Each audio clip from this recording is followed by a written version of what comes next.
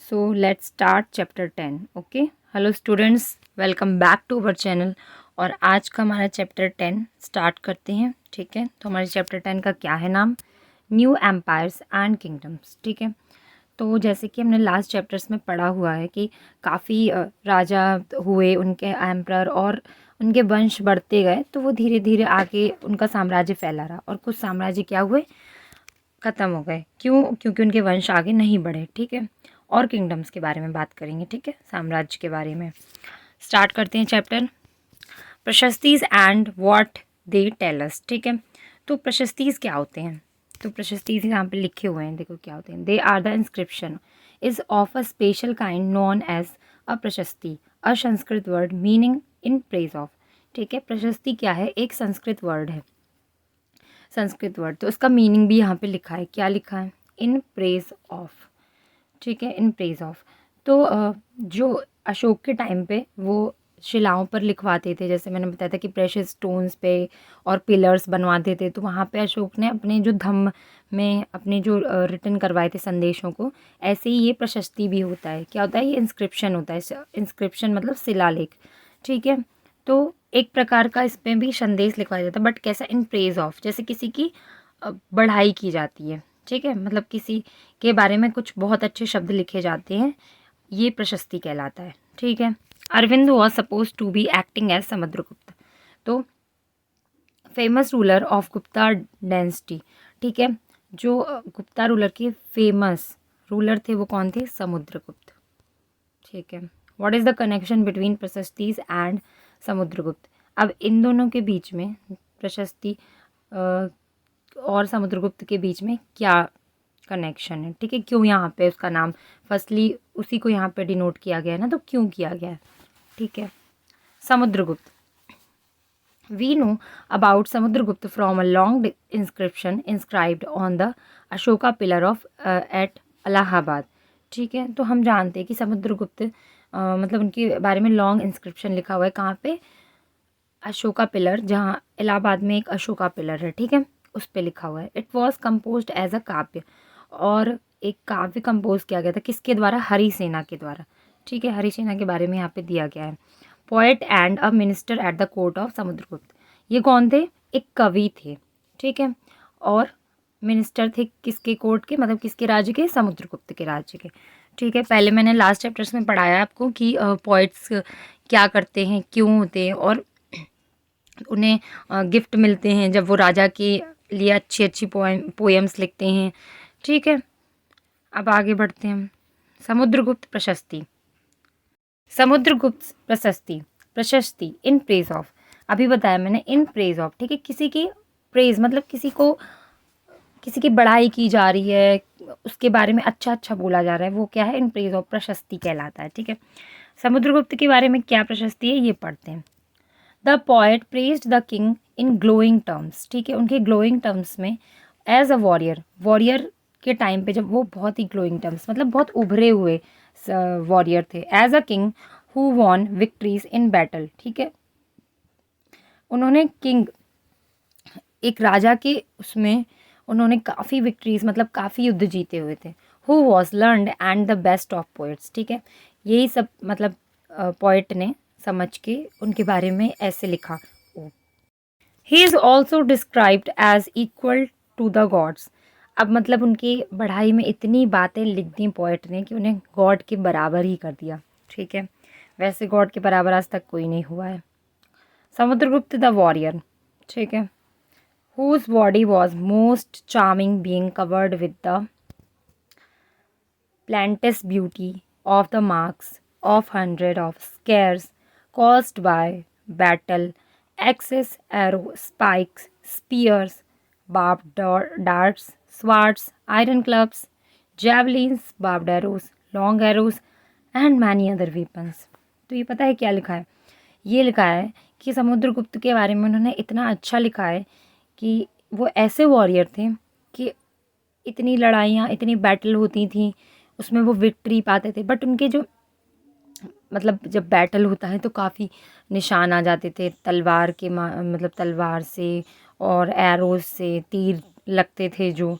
ठीक है, और जो भी वेपन्स होते थे उससे जो चोट लगती थी वो नहीं दिखती थी, वो उनकी एक ब्यूटी के रूप में, जो मार्क्स होते थे ना वो ब्यूटी जैसे दिखते थे, ठीक है। The area shaded in green, अब आपकी बुक में एक मैप दिया होगा तो उसमें कुछ एरियाज़ हैं जो क्या है, शेडेड हैं, ठीक है। और वो जिस जिस कलर से शेडेड है मैं बताती हूँ उसका क्या है। The ruler of Aryavarta Aryavarta were 9 rulers who were uprooted and their kingdom were made a part of Samudragupta empire, ठीक है। जो शेड ग्रीन में है वो आर्यवर्त के रूलर हैं और 9 रूलर्स थे वहाँ पे। तो जो 9 यहाँ पे लिखा है ना, 9 रूलर्स जो थे उनको क्या किया, पछाड़ दिया, किसने, समुद्रगुप्ता ने, ठीक है। और वो, ठीक है। अब नेक्स्ट पढ़ते हैं, नेक्स्ट क्या है, the area marked with red dots, ठीक है। चलो हम भी रेड डॉट ही ले लेते हैं इसमें से, ठीक है, इसको करो, ठीक है। जो एरिया किससे मार्क था, रेड डॉट्स थे, ठीक है। द रूलर्स ऑफ दक्षिणापथ, ठीक है, Dakshinapatha were 12 rulers, they surrounded by 2 Samudragupta after being defeated, ठीक है। ये भी समुद्रगुप्ता से डिफीट हुए and he then allowed then to rule again, ठीक है, वहाँ पे भी इसने रोल किया। The area marked in purple, अब आती है किसकी, पर्पल की बात, ठीक है। तो जो पर्पल से जो एरिया मार्क्ड है आपके बुक में मैप है, the inner circle of neighbouring states, ठीक है। यहाँ पे कौन से नेबरिंग स्टेट्स आ गए, पड़ोसी देश, including Assam, coastal Bengal, Nepal and a number of gana sangha in the north west, ठीक है। They brought tribute, followed his order and attend his court, ठीक है। द इनर सर्कल ऑफ, तो ये मैंने बताया कि पड़ोसी देश जो थे कौन कौन से, पड़ोसी स्टेट्स जो थे वो थे Assam, coastal Bengal, Nepal and a number of gana sangha is the north west, they brought tribute, ठीक है। वो ट्रिब्यूट मैंने बताया, ट्रिब्यूट क्या होता है, तो वो फॉलोड, उनके ऑर्डर को फॉलो करते थे और उनके कोर्ट में अटेंड करते थे, क्या, ट्रिब्यूट लाते थे। अब कौन सा एरिया आ गया, ब्लू एरिया, ठीक है, ब्लू ले लेते हैं यहाँ पे हम, ब्लू एरिया जो ब्लू से मार्क्ड है, ठीक है। The rulers of the outlining areas, perhaps the descendants of the Kushanas and Shakas and the ruler of Sri Lanka who submitted to him and offered daughter in marriage, ठीक है। तो ये भी क्या था, ये कुशानाज और सखाज का था, ठीक है। तो इसको भी क्या किया उन्होंने, समुद्रगुप्त ने क्या किया, इन्हें भी पछाड़ दिया, इनसे भी वॉरियर मतलब जंग हुई, उसमें जीत हो गई इनकी, और उन्होंने क्या ऑफ़र किया कि इनकी बेटी से शादी कर लो, ठीक है। ये थे हमारे 4 पॉइंट्स, ठीक है, समझ गए कौन कौन से, ब्लू, पर्पल और रेड एंड ग्रीन, ठीक है। तो ये सब आपके बुक में मैप है, उसमें ये सब दिया है, मैंने समझा दिया। अब नेक्स्ट, जेनेलॉजीज़ क्या है, जेनेलॉजीज़ का पहले तो मतलब समझिए, वंशावली क्या है, वंशावली होता है मतलब वंश का आगे बढ़ना, जैसे कि हमने पढ़ा था किसमें, लास्ट चैप्टर्स में पढ़ा है हमने, व्हाट इज जेनेलॉजी, जेनेलॉजी क्या है, prashastis, mention the aspects of the rulers, Prayag prashastis, ठीक है। तो मैंने बताया वंशावली क्या होती है, जैसे कि मौर्य एम्पायर की वंशावली, मतलब एक के बाद एक बढ़ते गए, उनके वंश आगे बढ़ते गए, यही क्या कहलाता है, जेनेलॉजी। मेंशन समुद्रगुप्त, ग्रेट ग्रैंडफादर, अब यहाँ पे जो प्रयाग में प्रशस्तीज लिखी हुई हैं वो समुद्रगुप्त ग्रैंडफादर, उनके ग्रेट ग्रैंडफादर, फिर उनके ग्रैंडफादर, फादर और मदर के बारे में। His mother Kumara Devi belong to the Lichchhavi gana, ये लिच्छावी गणा लास्ट के कुछ चैप्टर्स में हमने पढ़ा है, ठीक है। While his father Chandragupta was the first ruler of the Gupta dynasty, Gupta साम्राज्य के पहले रूलर जो थे वो कौन थे, Chandragupta. To adopt the grand title of Maharajadhiraj, ठीक है, उन्होंने कौन सा टाइटल कमाया है, महाराजाधिराज का। A little that Samudragupta also used, ठीक है। His great grandfather and grandfather are mentioned simply as maharajas, ठीक है। उनके ग्रेट ग्रैंडफादर और ग्रैंडफादर जो उनके ग्रेट ग्रैंडफादर मतलब ग्रैंडफादर के ग्रैंडफादर फिर grandfather are mentioned simply as, उन्हें क्या कहलाते थे वो, महाराजाज, ठीक है।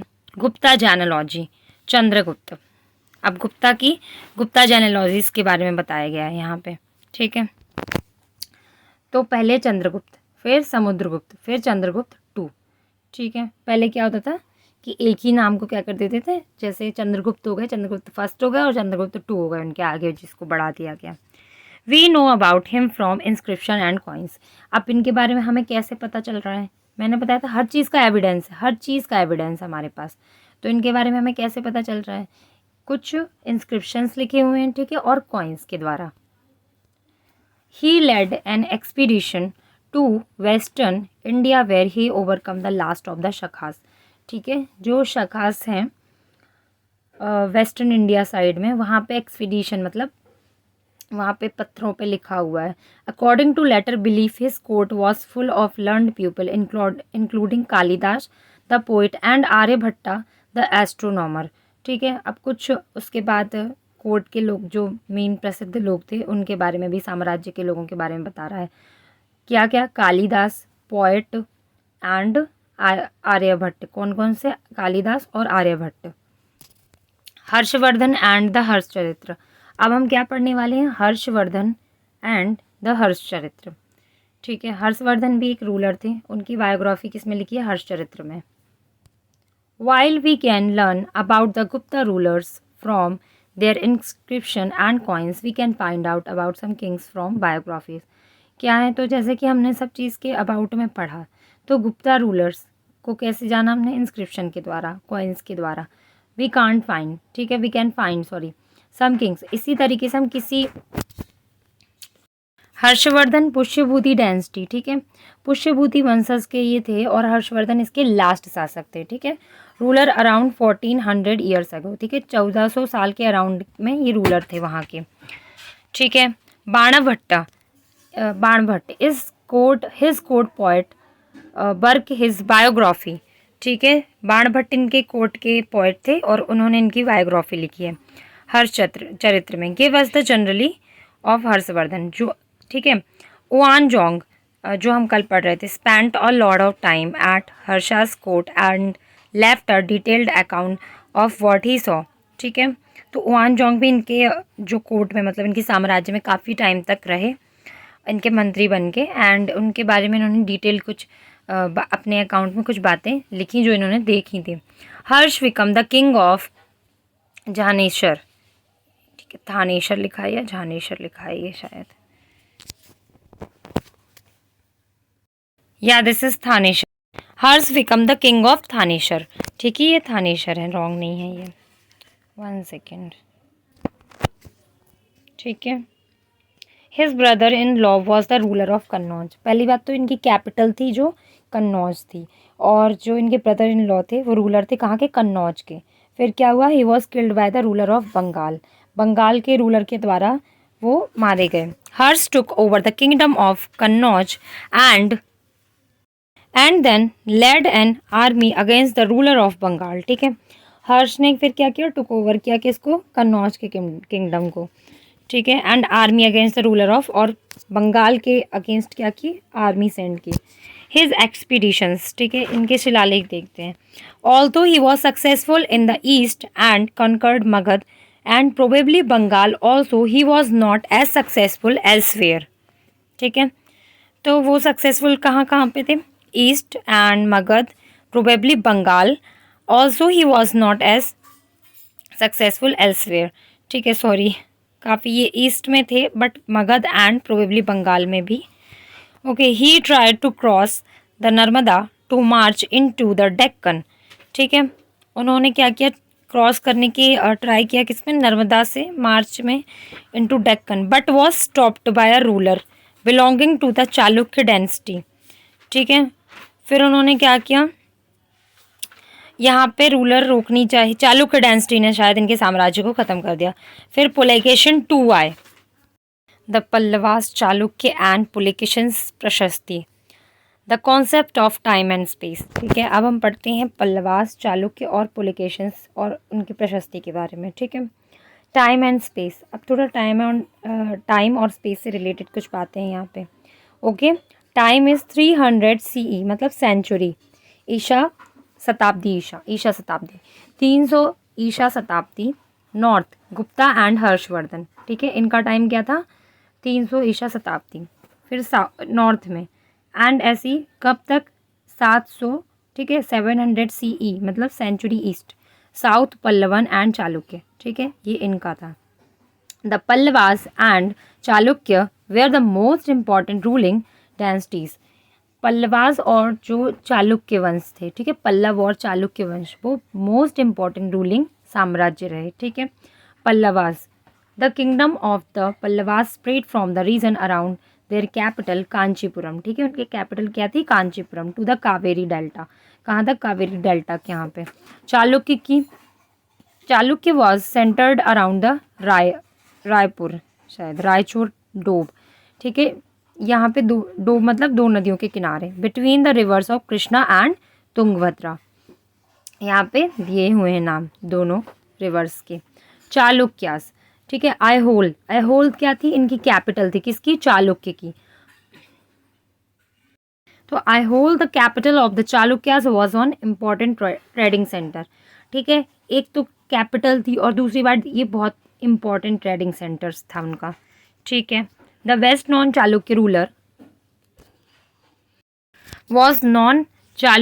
रूलर वॉज पुलकेशन II, ठीक है, सबसे अच्छे चालुक्य वंश के जो राजा हुए वो कौन थे, पुलकेशन II। प्रशस्ति कंपोज्ड बाय रवि कीर्ति, ठीक है, तो इनकी प्रशस्ति किसके द्वारा कंपोज की गई है, रवि कीर्ति के द्वारा। This tells us about his ancestors who are traced back through four generations, 4 generation from father to son, ठीक है, इनकी बैक टू बैक कौन सी 4 जनरेशंस आई, father to son. Pulakeshin evidently got the kingdom from his uncle, Pulakeshin को कैसे मिला है, उनके एविडेंस से पता चलता है कि उनको किंगडम उनके अंकल के द्वारा मिला था, ठीक है। अचीवमेंट ऑफ पुलकेशन प्रशस्ति, ठीक है, अकॉर्डिंग टू रवि कीर्ति, तो रवि कीर्ति के द्वारा उनके अचीवमेंट्स को बताया गया है। He led expeditions along both the west and the east coast, ठीक है, वेस्ट और ईस्ट कोस्ट में उनके एक्सपीडिशंस हैं, ठीक है, मतलब शिलाओं पे जो मैंने बताया ना कि प्रशस्तियाँ लिखी जाती हैं, okay. He check the advance of Harsha, interesting play of words in the poem, ठीक है, हर्ष के बारे में इंटरेस्टिंग वर्ड्स लिखे हुए हैं। Harsha was no longer Harsha. Pulakeshin also attacked the Pallava king who took shelter behind the walls of Kanchipuram, ठीक है, पुलकेशन ने कहाँ अटैक किया था, पल्लवों पे, पल्लव वंश पे के राजाओं पे। हु टुक शेल्टर, ठीक है, फिर उन्होंने कहाँ पे शरण ली, Kanchipuram, behind the walls of Kanchipuram. Pallava and Chalukya frequently raided one another's hand, ठीक है, फिर वो पकड़े गए। However the Chalukya victory was short lived, इसलिए चालुक्य, और फिर यहाँ पे लिखा हुआ है चालुक्य की विक्ट्री इतनी शॉर्ट लिव्ड क्यों, इतने कम समय की क्यों थी। Both the Pallava and the Chalukya give way to new rulers belonging to the Rashtrakuta and Chola dynasty, ठीक है, चोल साम्राज्य की यहाँ पे बात है। बोथ पल्लव एंड चालुक्य ने एक न्यू रूलर्स को बिलोंग किया, किसको, राष्ट्रकूट में चोला डायनेस्टी को, ठीक है। How were the kingdom administered, ठीक है, same as the earlier kings. Land revenue remained important for these rulers and the village remained the basic unit of administration.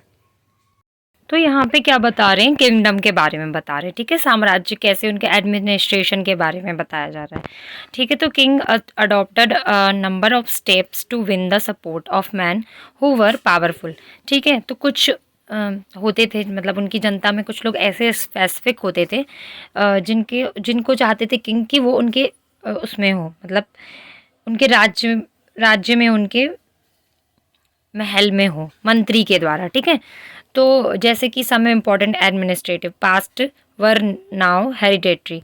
The poet Harisena was a Mahadandanayaka और chief judicial officer like his father, ठीक है, वो अपने जैसे बताया ना कि powerful persons उनको अपने उसमें चाहिए होते थे महल में, ठीक है, मंत्री के द्वारा। तो ऐसे ही इनके जो हरिसेना थे, हरिसेना के पिताजी जो थे वो भी दंड नायक थे, तो महादंड नायक की अपॉर्चुनिटी किसको दी गई, हरिसेना, ठीक है। Sometimes one person held many offices, ठीक है, कई बार क्या होता था कि एक ही, मतलब काफ़ी ऑफिसेस को एक ही पर्सन हैंडल करते थे, ठीक है।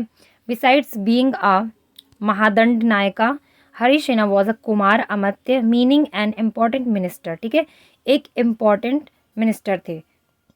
And Sandhivigrahika meaning a minister of war and peace, ठीक है, ये एक मिनिस्टर थे किसके, वॉर एंड पीस के भी, ठीक है, उसको क्या कहते हैं, Sandhivigrahika. Important man probably had a say in local administration, ठीक है। These included the नगर, नगर क्या लिखा है यहाँ पे, श्रेष्ठ और चीफ बैंकर और merchant of the city, the sarthavaha और leader of the merchant caravans, the prathama kulika और the chief craftsman and the head of the kayastha और स्क्राइब्स, ठीक है। स्क्राइब्स क्या होते हैं, टाइपर, मतलब उनकी बहुत अच्छी राइटिंग होती है, ठीक है, वो स्क्राइब्स कहलाते हैं।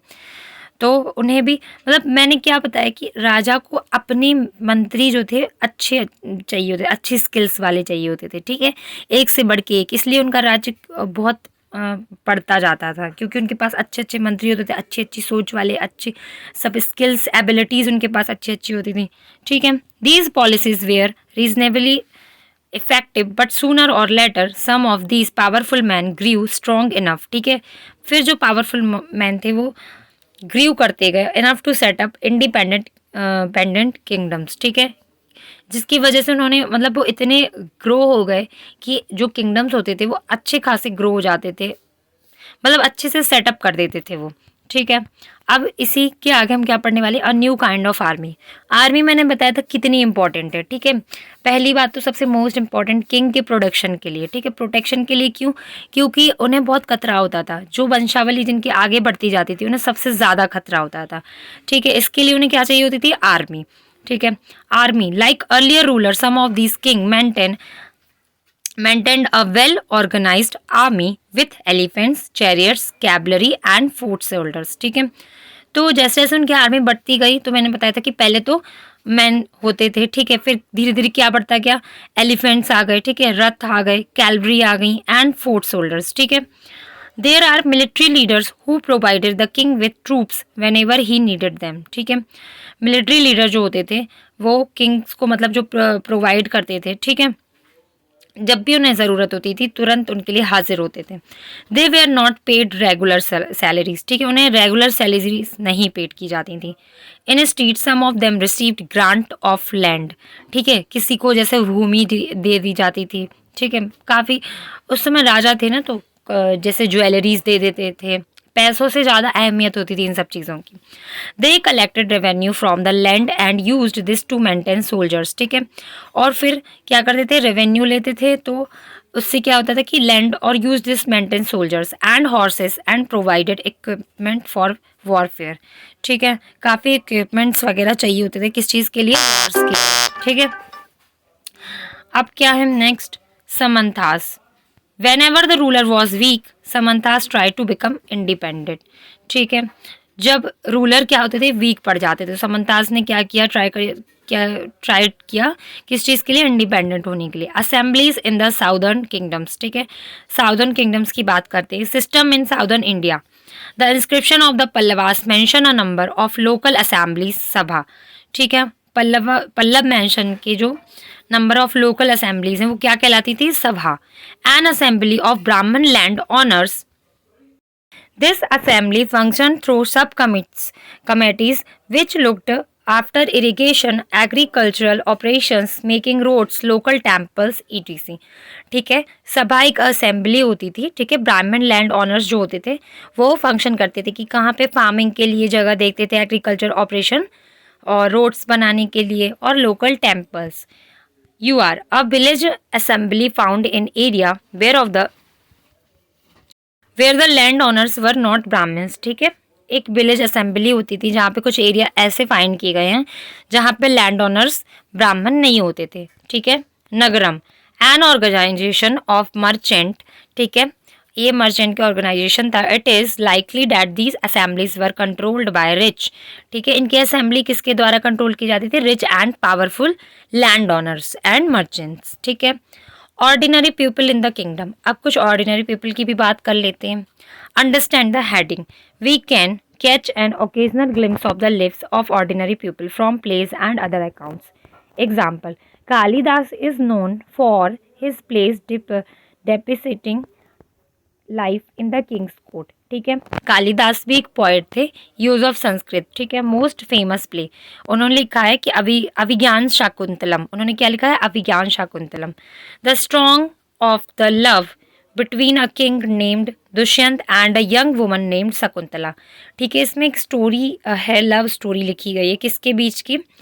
दुष्यंत नाम के राजा थे और शकुंतला नाम की एक यंग वुमन के बारे में। ठीक है, we find on interesting description of the plight of a poor fisherman in the play. ठीक है, इसमें एक इंटरेस्टिंग डिस्क्रिप्शन दिया है किसके बारे में? Poor fisherman. Okay, Faxian his account on plight of untouchables. ठीक है, ही राइट्स, उन्होंने क्या लिखा? If such a man enters a town और a market place he strike a piece of wood in order to keep himself separate. People hearing this sound know what it means and avoid touching him or brushing against him. ठीक है, तो फायान ने कुछ लिखे हैं, कुछ बातें लिखी हैं। ठीक है, Banabhatta provide us with a vivid picture of the king's army on the move. The crux is this part of, क्या है? फायान ने अनटचेबल जो लोग थे उनके बारे में कुछ लिखा है। क्या लिखा है? ये इसका मैं बताती हूँ आपको मीनिंग। ये लिखा हुआ है कि जब वो अनटचेबल जो पीपल होते थे वो आते थे तो क्या करते थे? लकड़ी के डंडे से बजा देते थे, मतलब दोनों को ऐसे बजा देते थे कि लोग अलर्ट हो जाते थे। क्यों अलर्ट हो जाते थे? कि जो अदर कास्ट के, मतलब जो ऊँचे लोग रहते हैं, मैं कहना नहीं चाहती सब एक समान होते हैं, बट बता रही हूँ आपको कि जो पहले के ज़माने में ऐसे जैसा सोचा जाता था, ठीक है, उस हिसाब से मैं आपको बता रही हूँ कि वो लकड़ी के डंडे को बजा देते थे तो लोग अलर्ट हो जाते थे। ठीक है, जो हाई कास्ट के लोग होते थे। ठीक है, Banabhatta provide us with a vivid picture of the king army on the move. ठीक है, तो ये इसके बारे में ये हमारा पूरा चैप्टर था। ओके, आई होप कि आप सबको चैप्टर बहुत अच्छे से समझ में आया हो। Okay, thank you class.